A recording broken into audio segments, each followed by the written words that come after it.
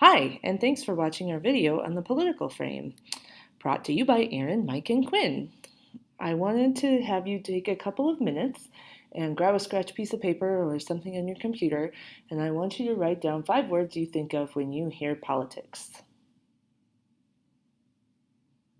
This image is what comes to mind when I hear the word politics. Divisiveness, shouting, anger, taking sides, manipulation. Politics, as defined by the political frame, is the realistic process of making decisions and allocating resource in a context of scarcity and divergent interests. If you think about your school district or even your school building or perhaps your department or even your classroom, this definition of politics really resonates. Schools are not places where everybody can have an unlimited budget and unlimited time and unlimited access to everything that they need to further their particular interests. So whether you're dealing with your principal and dealing with teachers or your central office dealing with different buildings, there will always be some sort of process of decision making in order to get people the most that you can give them in order to further their interests. So as a political manager, as we'll talk about later, you need to understand the political frame in order to think through decisions this way. There's 3 sections to this particular frame. Power, conflict, and coalition I will be talking about first.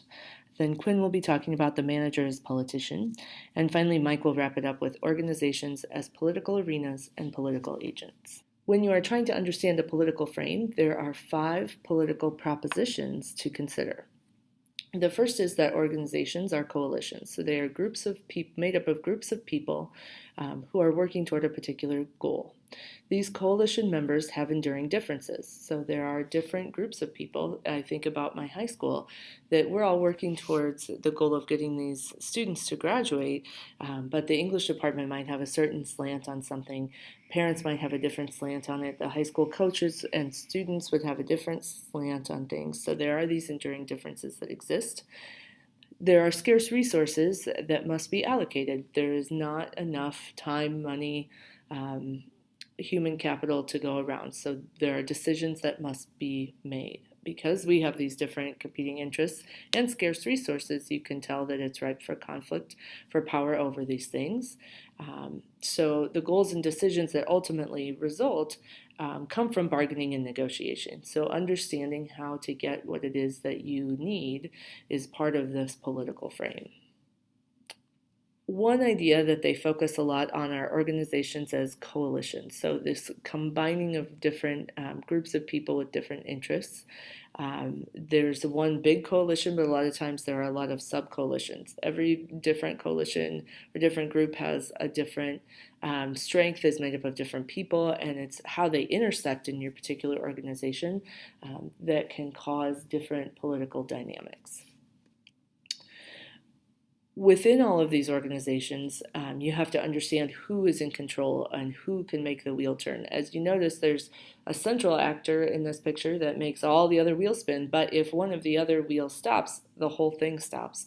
If one of the wheels starts in motion, it might take more effort from the outside, but it can get a residual effect for everybody else. These interconnected pieces, coalitions, are different in different organizations. So it's important to understand how these things work. One question to ask yourself when you're examining that model or that decision that you just went through is who has the power?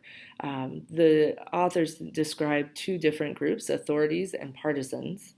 Authorities are defined as people who are in some sort of positional role, who have some sort of inherent ability to make decisions.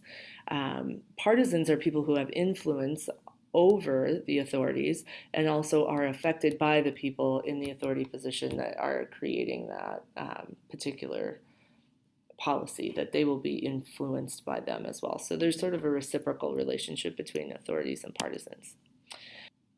Both of those groups of people draw on different sources of power depending on the individual and their position in the organization.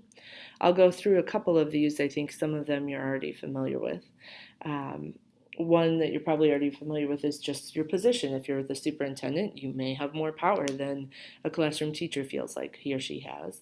If you are in control of rewards, it might be pay, it might be an extra day vacation. Those sorts of rewards might be you get the ultimate decision that you wanted. Coercive power, where you're trying to coerce someone into doing something. So persuasion it plays a role there too. If you're seen as very much an expert, you wield a certain amount of power, especially it seems as if you come in from outside the organization. That is tied to reputation. If you have a reputation for getting things done or getting your way or your ability to get people on board, reputation kind of fits in with that. Personal power and referent power kind of overlap a little bit in that it's about how you use your reputation or your personality traits in order to command power, respect, to influence others. Alliance and networks, how you can build that. We talk a lot about building relationships and building a group around you in order to share your common vision. Access and control of agenda is a big one, I think, to think about. Whoever controls the agenda and sets the tone often controls the process and ultimately what the final decision is. When I was thinking of my particular example of a recent curriculum adoption, people were really wanting to be in control of the process because they felt like that would ultimately determine the final decision. That was really strongly apparent in this last curriculum review we had. And then you have framing. Which lens are you going to look at the situation through? And that again goes with controlling the message and the agenda. Some techniques that you can use in order to influence others that the author describes are reciprocation. So you do something for me, I'll do something for you. Social proof. Look, all these other people are doing it. You should too. Authority. You're going to do it or you're going to get fired. Commitment and consistency. Trying to draw out their participation by being committed to your stated vision and consistently coming back around to it, not letting it fall off the plate and always following through. Just because people like you and or because scarcity. If you don't use this, this might be going away. You don't want it to go away. You really like it. You need to do it. That sort of thing.